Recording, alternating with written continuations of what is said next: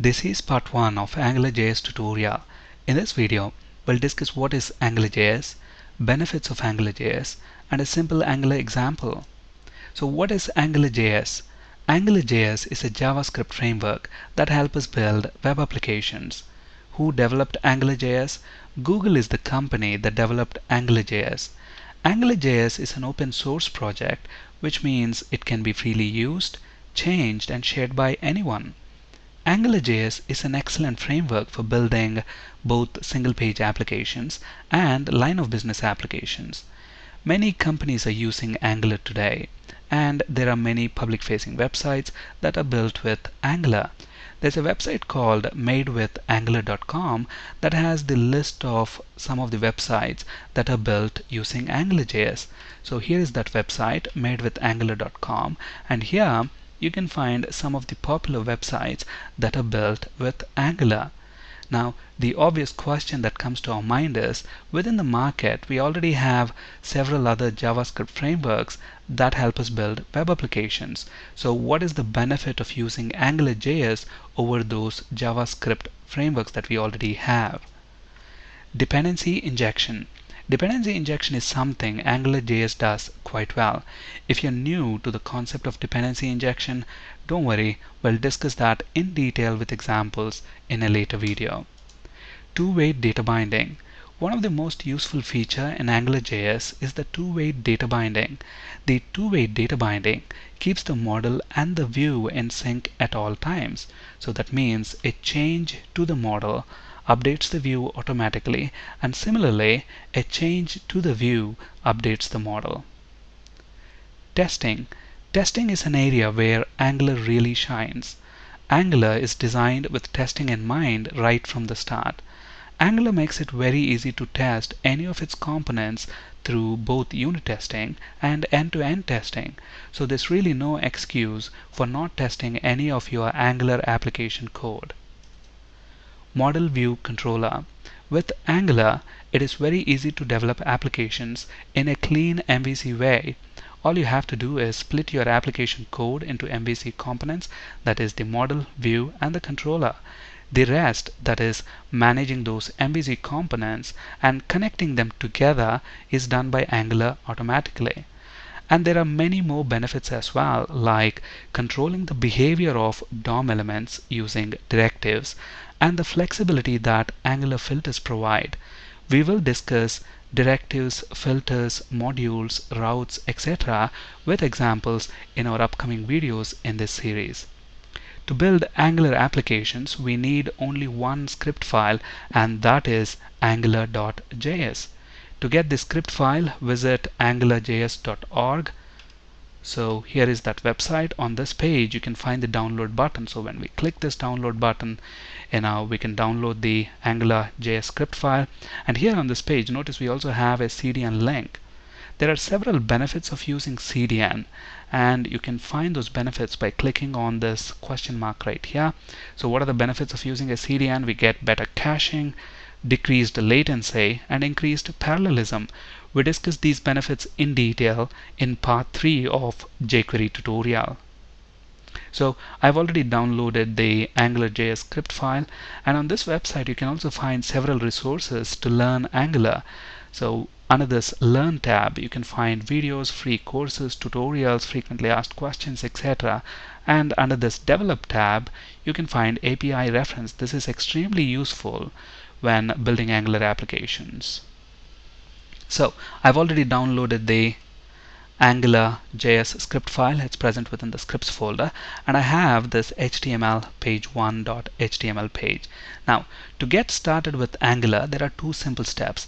The first step is to add a reference to the Angular script. So I'm going to drag and drop this on my page within the head section. So we have a reference to the Angular script. That's the first step. And the second step is to include ng-app attribute somewhere within the HTML. So I'm going to include that within the body element. So ng-app. So the obvious next question that comes to our mind is, what is this ng-app attribute? In Angular, ng-app is called a directive. There are many such directives in Angular. You can find the complete list of directives on angularjs.org. So at the moment, we are on the API reference page, and within this API reference page, notice we have directive heading here, and at that we have several directives, and within the list we should find ng-app as well. So, what is this ng prefix within the directive name? It stands for Angular. The ng-app directive is a starting point of AngularJS application. Angular Framework will first check for this ng-app directive somewhere in the HTML page.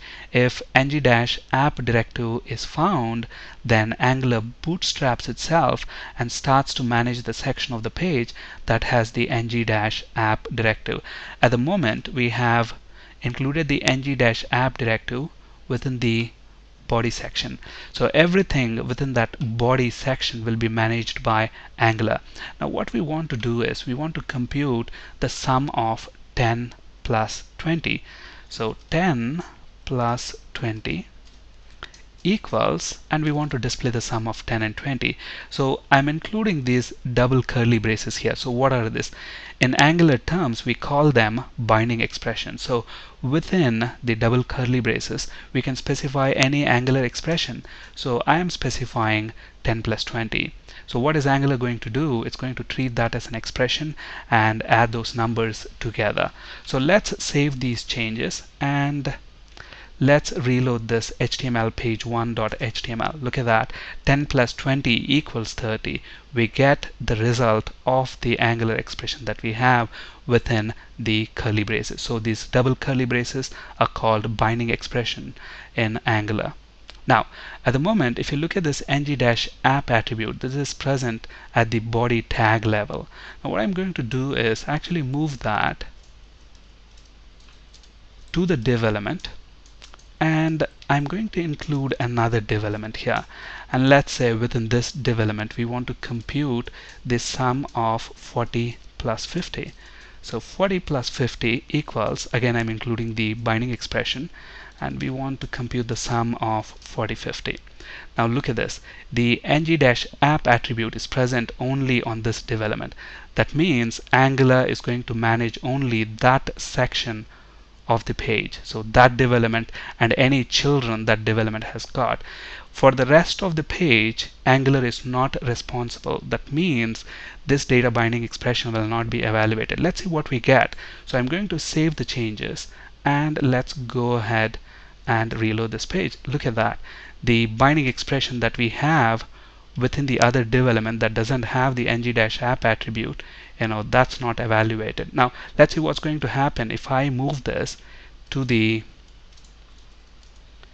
HTML tag level.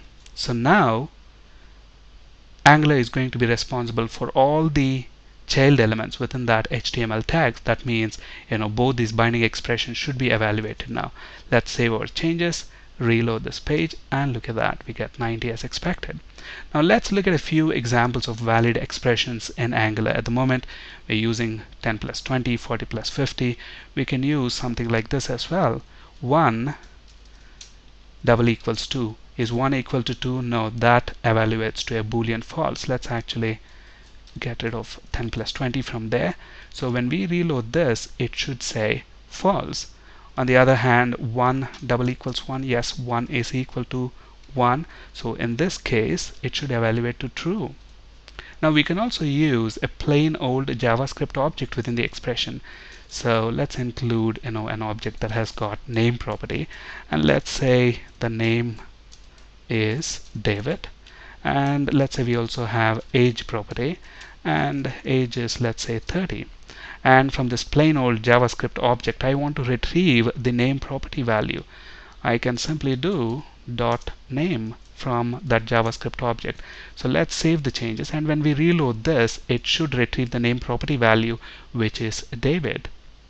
We can also use arrays. So let's say we have an array here, and within the array we have, let's say, list of names like David, and we have Pam, and let's include another name, Sarah. So we have 3 names within the array, and I want the last element, so I can specify the index position of the last element, which is 2. So in this case, this should return Sarah from the array. So let's save our changes, reload this page, and notice we get Sarah. So 2 requirements to get started with Angular: add a reference to the script file and include ng-app attribute within the HTML. Thank you for listening and have a great day.